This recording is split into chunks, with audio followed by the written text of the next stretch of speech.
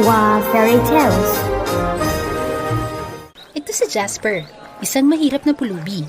Hindi na niya maalala kung kailan siya nagsimulang magpalaboy para humingi ng pagkain at pera upang mabuhay.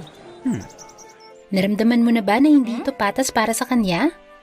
Naisip mo ba kung bakit hindi nagkaroon ng pagkakataon si Jasper na baguhin ang kanyang buhay? Sa totoo lang ay meron, at hindi lang isang beses. Ito ay isang kwento para sa iyo. Ang buhay ni Jasper ay nagpatuloy hanggang sa isang araw, nagpunta siya sa isang maliit at malayong nayon.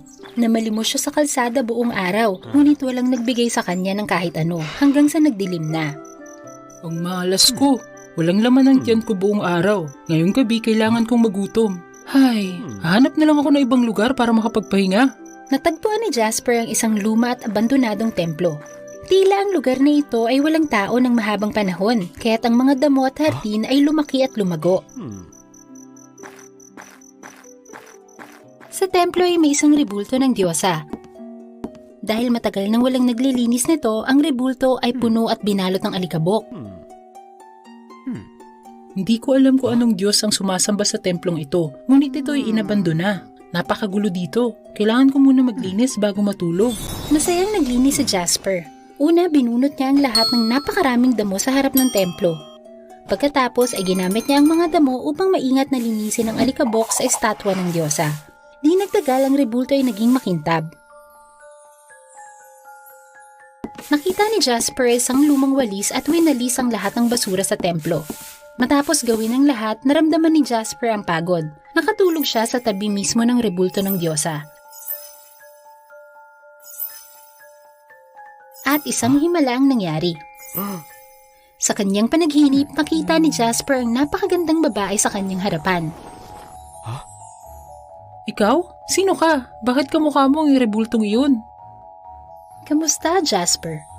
Ako ang diyosa ng kalikasan, ang may-ari ng templong ito. Matagal nang walang nagpupunta dito at ikaw lang ang tumulong sa akin na linisin ito. Bilang pasasalamat, bibigyan kita ng isang regalo. Nang makita na gutom si Jasper, tinulungan siya ng diyosa. Binigyan siya ng isang malaking sako na puno ng trigo. Naku, maraming salamat, Diyosa ng kalikasan. Nang mawala ang diyosa, nagising si Jasper. Nagulat siya dahil nasa tabi niya na ang isang malaking sako ng trigo.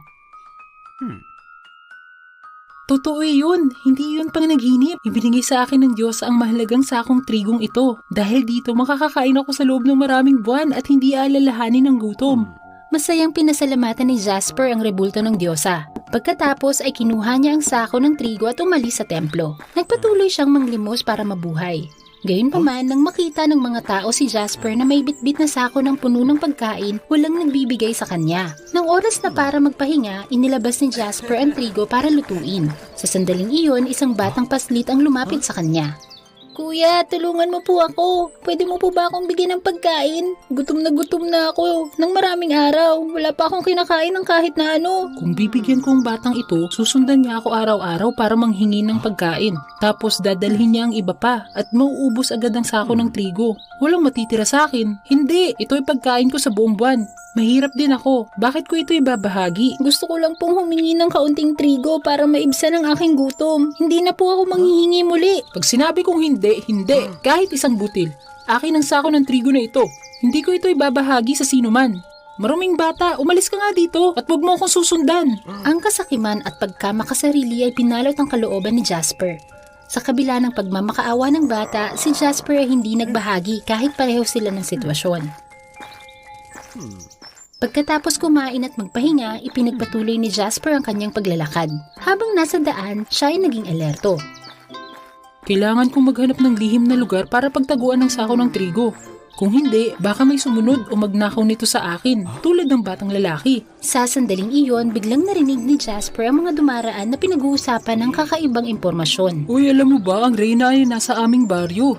Talaga? Paano mo nalaman na siya ang Reyna? Maganda ang kanyang suot, mukhang kamangha-mangha at nagdala ng maraming ginto at pilak upang ibahagi sa lahat. Tama! Baka nakita ng Reyna ng ating nayon na nagugutom. Narito siya para tulungan tayo. Ano pang hinihintay mo? Pumunta na tayo doon agad! Napakaswerte ko! Ibabahagi ng Reyna ang